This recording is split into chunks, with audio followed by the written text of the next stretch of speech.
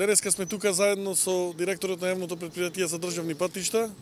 Извршивме увид во градежните активности кои што се вршат на автопатската делница Неготино-Демир Капија. Вредноста на овој проект е од 5 милиони евра.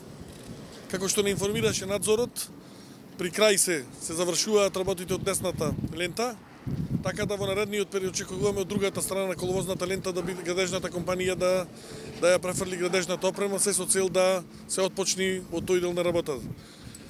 Со комплетирањето на оваа автопатска делница Неготино-Демир Капија и обратно Демир Капија-Неготино, комплетно ќе се заврши автопатската делница од коридорот 10, бидејќи во изминатиот период претходно беа комплетно реконструирани двата правци од Куманово-Миладиновце.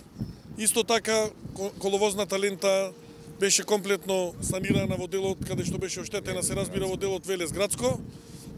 Исто така комплетно наредниот месец во употреба ќе биде пуштен автопатот Демир Капија-Смоквица и исто така се комплетно завршени работите на автопатската делница Смоквица-Гевгелија. Со тоа коридорот 10 комплетно ќе биде завршен конкретно до крајот на следниот месец. Благодарам.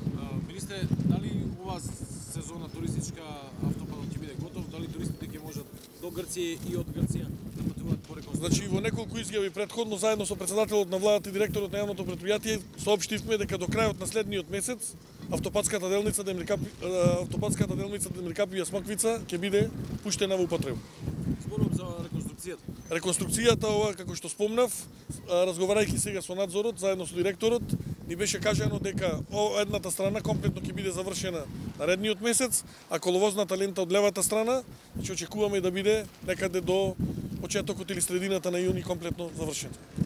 Се работи за траса долга 17 километри, значи од двете страни имате по 8,5 километри, но овде не се работи само за реконструкција за гребење асфалт, ова е комплетна реставрација до тампон што можете да видите, бидејќи сите што се возеле на овој дел од автопатот знаат колку по нашки народно кажано има румби-тумби, но ние се заземавме ова да се исправи и ќе се исправи, посебно десната страна ни оди во приоритет што веќе за месец дена би требало се оградувам само од временските услови, бидејќи ќе беше можеби досега готово доколку февруари март дозволува да се работи, но беа дожливи така како што беа и во разговор со главниот изведувач од Гранит и со надзорот од ГЕНК сме информирани дека овој дел од трасата од Неготино до Демир Капија би требало за некои 30 дена доколку временските услови дозволат да биде пуштен. Во меѓувреме се бара сообраќајно решение да се префрлат на левата страна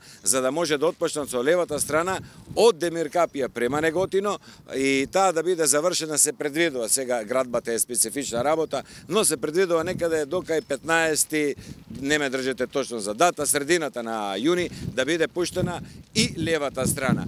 Во моментот исто така се работи дилатацијата на мостот кај што спојува со вашето прашање што беше за автопатот Демир Капија-Смоквица и бидејќи се работи за специфична дилатација за да може да се отпочне пуштањето на автопатот Демир Капија-Смоквица кој што го најавивме и ќе го направиме при крајот на месец април, требаше можеби и порано, но дождовите не ни дозволија во март месец да се завршат тие работи.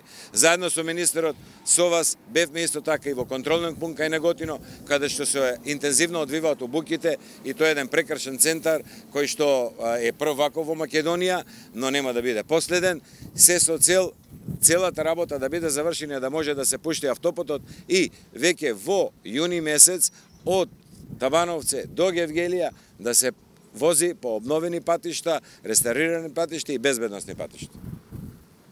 Јас имам уште едно прашање, директоре, за вас. Карпата кај Велес се уште не се работи на неа. Имаше најава дека викендов ќе почнат работите околу нејзиното мирирање. Што е во моментов, затоа што знам дека од македонски железници чека одобрени, односно чека барање за струјата да се исклучи така натаму. Во меѓувреме со консултации со изведувачот од Гранит најдовме и друго решение кое не мора да трпи минирање по друг систем, можеби за нијанса малце поскап, но бидејќи знам дека ова прашање ги тишти граѓаните од Велес и денеска проблемот мислам дека ќе биде надминат, утре веќе патот ќе биде исчистен за да може граѓаните безбедно да се движат по пат. Значи нема да се мини, како ќе се чисти? На специфичен начин со компресија, сега технике да не ви објаснувам, се компресира, да после некаде 5-6 сата тоа самото се распад. Нема опасност при чистењето од нови одрони?